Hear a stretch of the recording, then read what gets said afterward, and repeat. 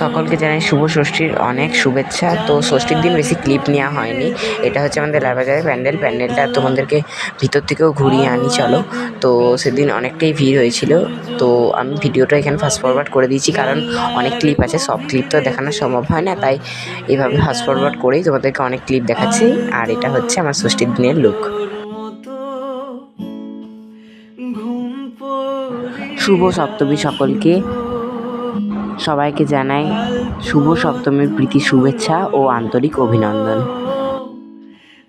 তো প্রতি বছর আমার বাড়ির সবাই যাই, মানে আমার দিদি আর মনোদিদি আগের বছর গেছিলো, মনোদিদি হয়তো তারও আগের বছর গেছিলো, সেটা আমি ঠিক জানি না। আর ঘট আনতে, এটা হচ্ছে আমাদের লালবাজারের ঘট।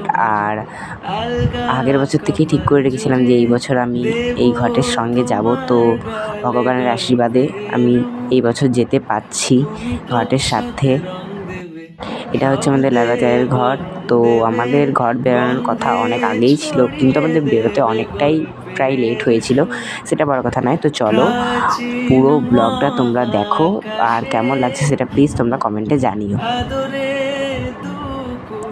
তো আমরা নিচে নামিনি, আমরা উপর থেকেই দাঁড়িয়েছিলাম। তো তারপর আমরা ভাবলাম যে দাঁড়িয়ে না থেকে আমরা জলখাবারটা সেরেই নিই। আর আমাদের আজকে জলখাবার ছিল হচ্ছে লুচি আর ঘুগনি। আর এই ভিডিওটা তোমরা সকলেই দেখেছো।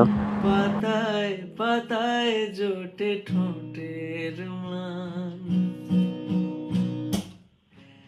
আরো আদিম গাছ হবে, সূর্য নরম হবে, জানলার গভীরে দেখি ভাসছে।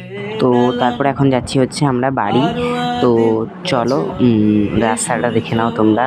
আর এই রাস্তাটা দেখে তোমরা কে কে চিনতে পারছো, এখানে রাস্তায় যেতে তো অনেক প্যান্ডেল আমরা দেখেছিলাম। এটা হচ্ছে সতীঘাটের প্যান্ডেল, আর ঘট নিয়ে আমরা লালবাজারে ঢুকেও পড়েছিলাম। তো এটা হচ্ছে আমাদের লালবাজারের ঘট। তো লালবাজারের আশেপাশে কারা আমার ভিডিওটা দেখছে তারা প্লিজ একটু কমেন্টে জানিও তাদের নামটা।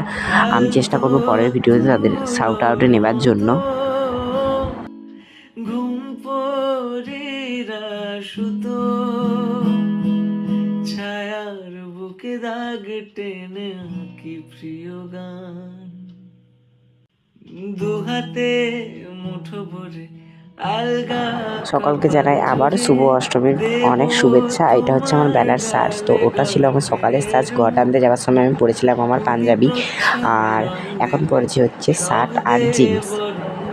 তোমরা হয়তো অনেকেই ভাবছো যে আমি হাঁটতে হাঁটতে এখন কোথায় যাচ্ছি। এখন হাঁটতে হাঁটতে যাচ্ছি হচ্ছে আমার লালবাজারের প্যান্ডেলে। তো পুজোর সময় অনেক বেশিরভাগ সময়টাই আমি আমার লালবাজারের প্যান্ডেলেই কাটিয়েছি বসে বসে। আর খুব ভালো লাগছিলো, বিশ্বাস করে এখান থেকে